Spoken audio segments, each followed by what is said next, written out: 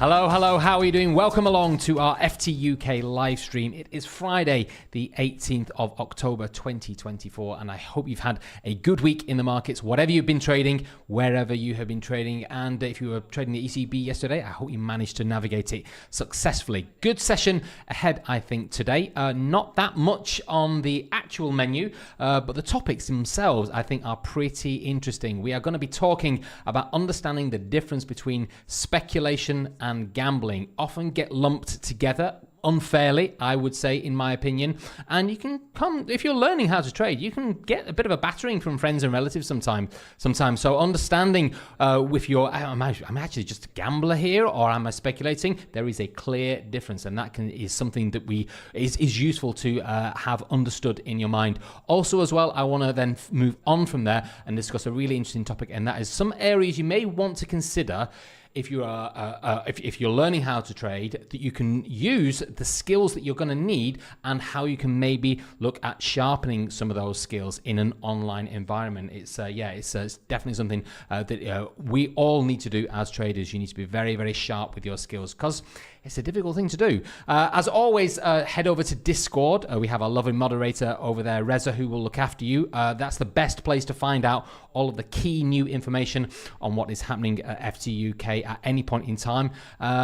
Scan the QR code that you can see on the screen. Go over to Discord. There's over 5,000 people on there, so you'll definitely bump into someone who is similar to yourself and at the same sort of stage as you are. And all the latest offers, they are always going to be on Discord first. But one of the biggest things that we have going on at the moment is the upcoming trading contest that we've got at FTUK. I've been talking about it for weeks now. It is nearly here. I suspect it's going to be November. If not, it's going to be the 1st of December, because they are running every single month. We have $5,000 in cash prizes to give away, and that's going to be tech and all kinds of other goodies and cash prizes, vouchers, discounts, all sorts of stuff. But it's free to enter, so all you need to do is head over to that link that you can see on your screen there. Register your interest for it. This is not the registration page for the actual contest. That's not opened yet. But as soon as it does, the people that have added their email address to this section here, they will be the first to know. So definitely join in and add your email address in, and then as soon as it's all up and running and it's good to go,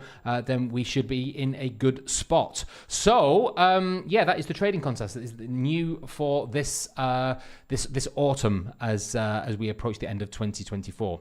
Okay, so let's start by talking about speculation versus gambling. Okay, right. So this is something that used to really, really irritate me a lot, because I used to work so hard at my trading, and I thought you'd see people, because anyone can gamble on the national lottery, or you can gamble on anything. You can put money on a horse race or a football match, and that in itself, it takes no effort to actually do that. But when you're working so hard at something, you think, am I really gambling? Well, speculation and gambling as terms are really big words that carry a lot of gravity, but they are different. They are very different, and the key is to understand what makes the difference between speculation and gambling. So if you look at this chart here that you can see on the screen, imagine you've got any event. That could be anything. It could be betting on an interest rate announcement, or it could be, judging, I don't know, who's going to win the cake contest at a local summer fete. It doesn't matter, but you've got an event that carries some degree of uncertainty, and then there's an outcome of that event, and you as a person, as a trader, as a whatever it is you're engaging in, you're making a decision based on that event in that environment of uncertainty. Okay, so what is the key thing that gets confused with speculation and gambling? It's this word here that you can see at the top of the screen: intent. Now, the intention that you have is always the same, no matter whether you are gambling or whether you are speculating. It's always the same. You're looking to make some money. You're looking for a positive outcome from that event in an uncertain environment, and that's where everything starts to get confused. But it really does not help in understanding the key difference, because the key difference is this: it's not about the intention. The difference is about the classification of risk and how you calculate that risk and how you quantify that risk. Now, that's very, very specific. I'm going to illustrate what that means. Now, I want to be very clear. It's not about the amount of risk. So the amount of risk on going on a roller coaster is different from the amount of risk in, I don't know, just walking down the street or walking into a field with nothing around you. You can measure those in different ways, but it's the way that you measure it that is the difference, not how risky it is. And this chart hopefully will explain it to you. Now I'm going to add one other term into this, which will hopefully make things a little bit clearer, and that is the word investment, because all of this actually exists on a timeline, on a spectrum, and it's the calculation of risk across these terms which helps you define whether you're investing, whether you're speculating, or whether you're gambling. Now, let's just have a think about this. Just ignore the triangle at the top. So let's just take this bottom one here. Imagine that you could say to yourself, well, actually, I'm investing. Well, what's the difference between an investment and speculation? It's very specific.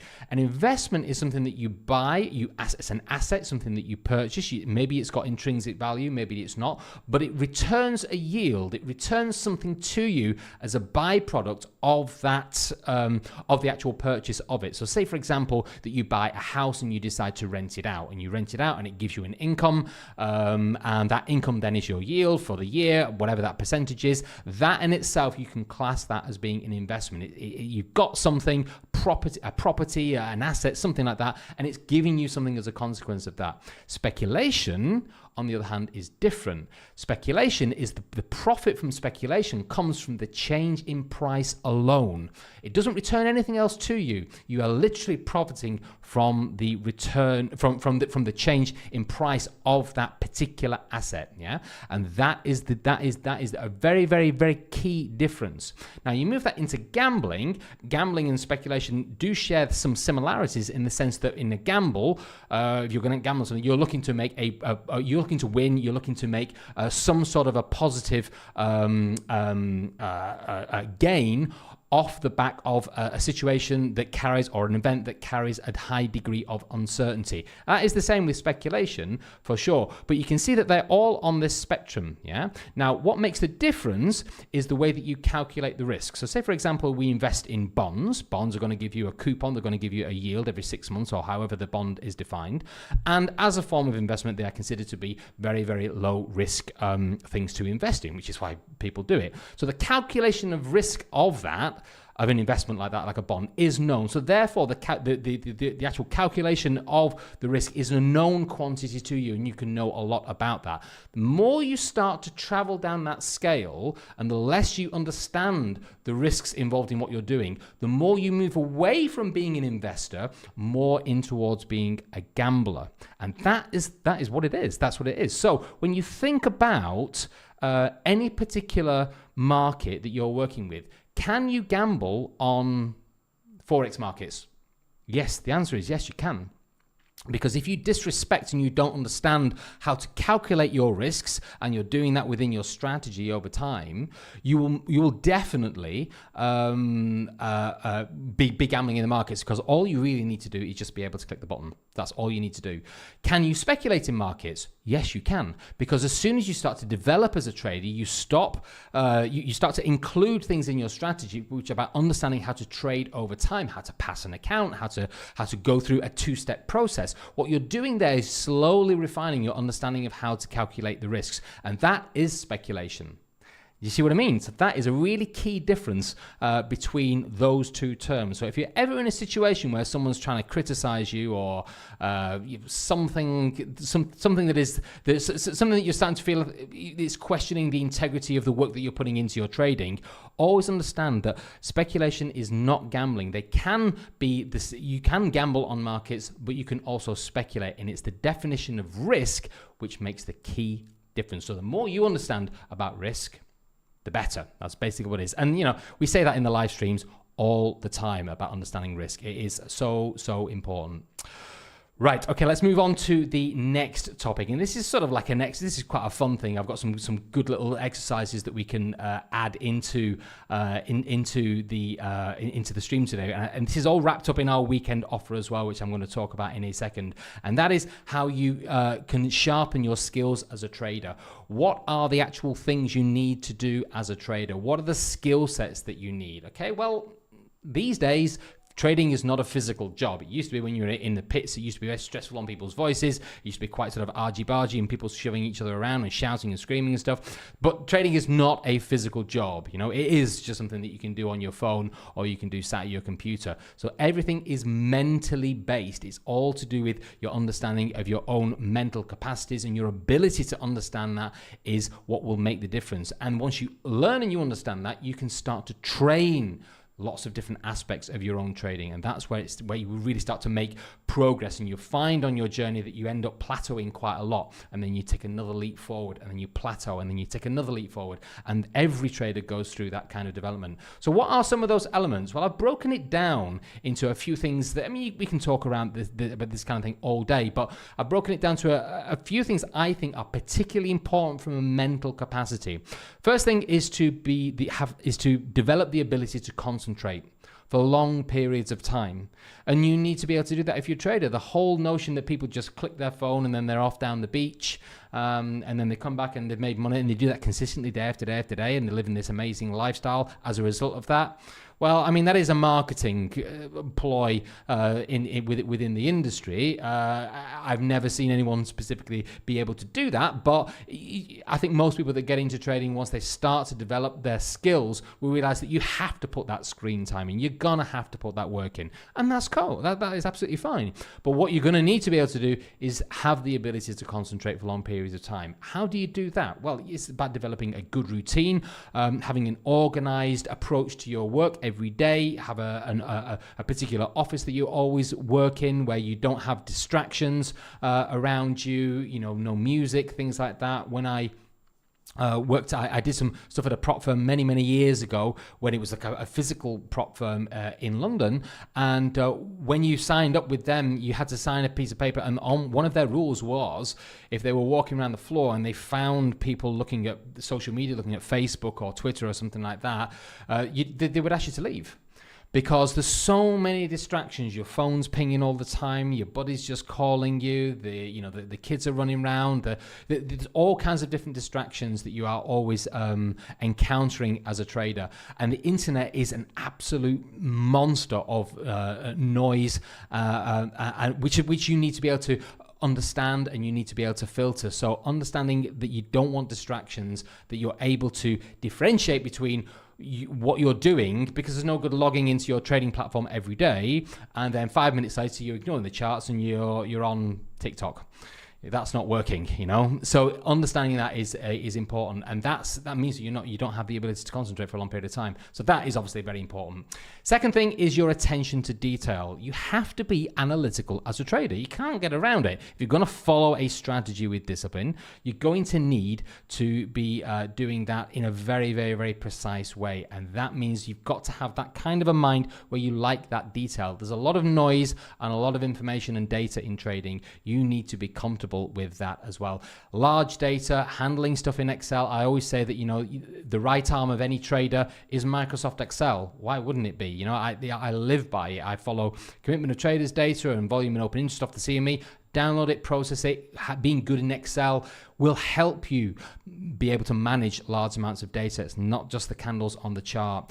Good news filtering processes as well. That takes a long time to actually learn how to do that properly, because you just get wall-to-wall information coming at you from the different websites, Forex Factory. There's lots of different, FX Street, all these different news entities are all pushing information. CNBC and Bloomberg as well. It's always on. It's always loud as well, and everything's at a crisis moment as well. The stock market's going to crash, but okay, well, it didn't again. All that kind of stuff. It's really important to understand that and be able to filter it so you can drill down to the things that are really important.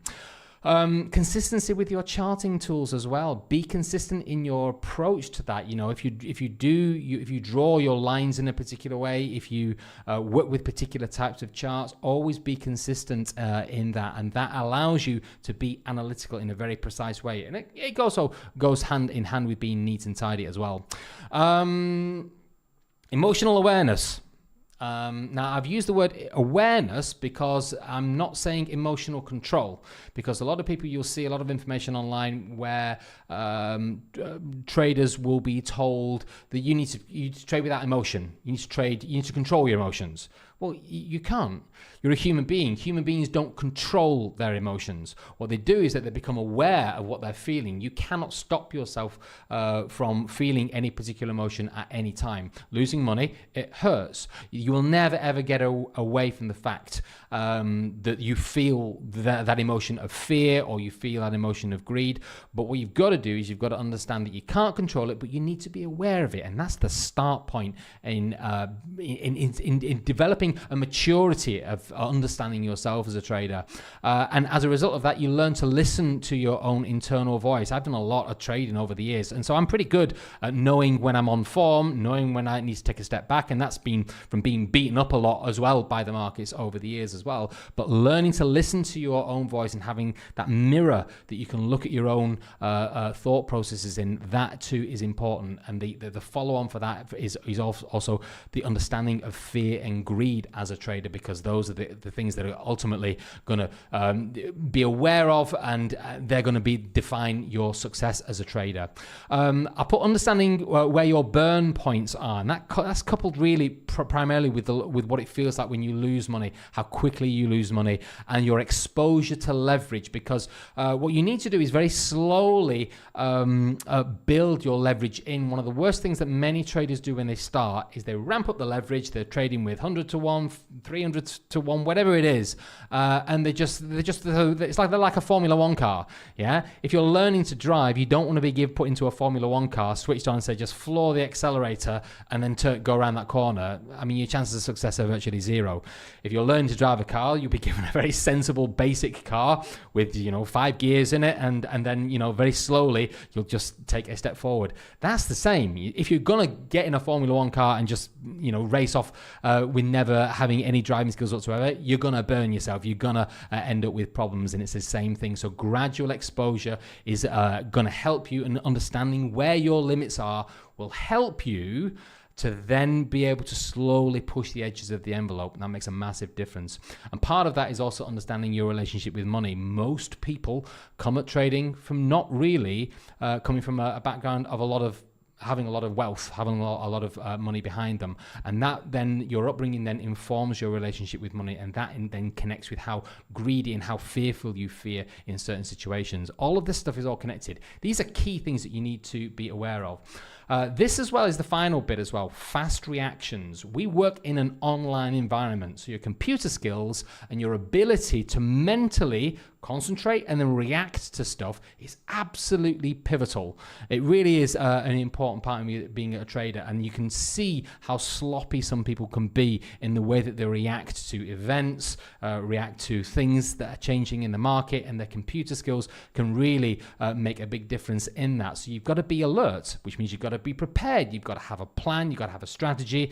No guessing. Obviously we've been talking about gambling, yeah? So, not guessing is not quantifying and calculating the risks involved. So therefore, you need to have a good handle on that. No laziness. The people that are good at reacting to stuff in the market, they're not lazy. They're on point all of the time. You can drill this. You can do all kinds of stuff online to help you start to become that kind of a trader that can react to markets. And I'm going to show you some things that can really help you with that. And practice your action time. So this is something that I came across a long time at a trading company, and I still think to this day there's a few things here that are really useful to do. And I just this morning before I came on the stream, what I did is I dug in and I found these. If you Google sort of like computer skills, reaction, test time things, you'll come across all kinds of different websites. They're all free. They're not difficult to actually find. And this is basically a good start point for just zoning in and tuning yourself so that you're on point. And this is an exercise that you can start to add into your routine as well, or you can practice as separate exercises. It's entirely up to you. So have a look at these kinds of speed tests. This is where there's a big crossover between trading and online trading activities and computer gaming, because people that do a lot of gaming, they have immensely quick reaction times. And of course, this is not physical, but it's all clicks of mouses and keyboard stuff and moving around. That stuff can bring your mental capacity right to the forefront, help you concentrate and really get you in a good shape to be a very, very rapid trader. So I had a look at these two websites. I've got them both on here, and I'm going to give this a try to see what this actually looks like. So there's two links on there. I mean, there's loads of these. Just Google them and you'll find them. This is the first one here that you can see in front of you.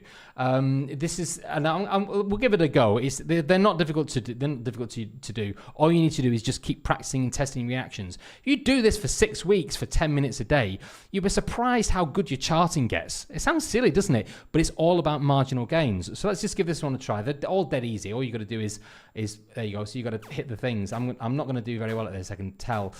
And what it also does as well is it puts you on time limits, and it puts you mentally under stress.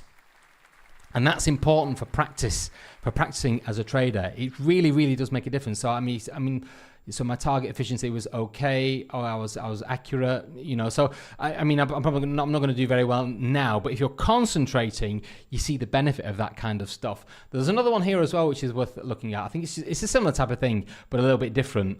So this one, I actually think that this one is like a high school math type test thing. But the point is the same. It's going to give you lots of things to. Let's just have another go at this. So press go. Yeah, so it puts you under pressure to try and get it all done quickly. Oh, there you go. So okay, see, I'll say hit. So this one now, let's see how quickly you can click on overlapping targets. Oh. You get the idea, yeah? So it's just a bit of fun when you look at it like that in isolation.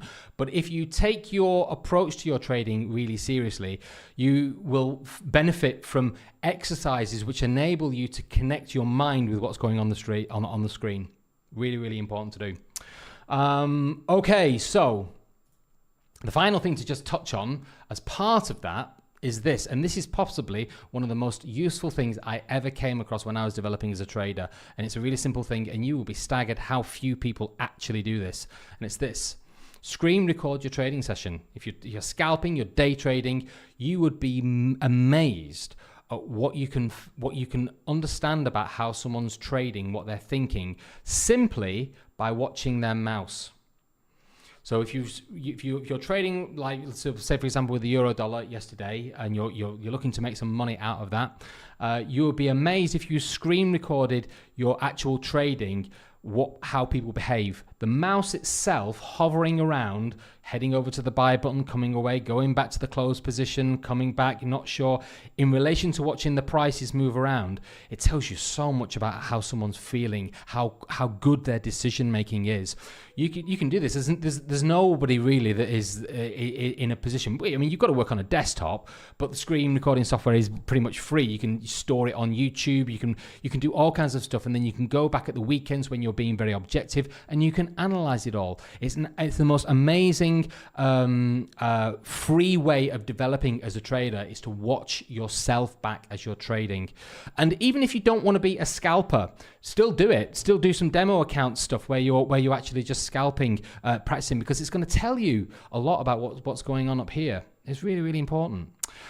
Okay, so yeah, it's really good. So as part of that, we've got a really cool weekend offer for this Friday. We normally give a discount away, and we've got the most amazing discount that we've ever done. We've never done a discount that's like this, and this is the discount for the weekend offer, and it's connected with what we've just been talking about. It's a 50%. It's a 50% discount. We've never done that before. 50% discount on any account that you like. However, there's only one coupon available. Just one. This is not for everyone. There's only one available. And it's hidden in the live stream. So throughout the course of the live stream, as you've been going along, listening and watching, and you see the things, not everybody will always watch to the end. And that's always the same with people on YouTube. The audience sort of drops off over time. But for those of the people that are still here, there's a coupon code for 150% discount, and it's hidden in the live stream somewhere. So this is another thing that connects with trading is being prepared and being there, being ready for those opportunities when the market comes along and it presents them to you. So there's a coupon code in the live stream, only one, and whoever gets there first and grabs it, well, they get the 50% discount, and that's it. So instead of doing a blanket thing across the weekend where we're giving it a discount away, we've just got a massive 50% off, but it's only on one account, any account you like, and it's hidden somewhere in the live stream. So whoever gets there first, they win it. It is in there. So yeah, there we go. Right, there we go. That's everything for this Friday. Good week in the markets and a good session. I hope you had a fantastic week and have a good weekend, and we will catch you all next week.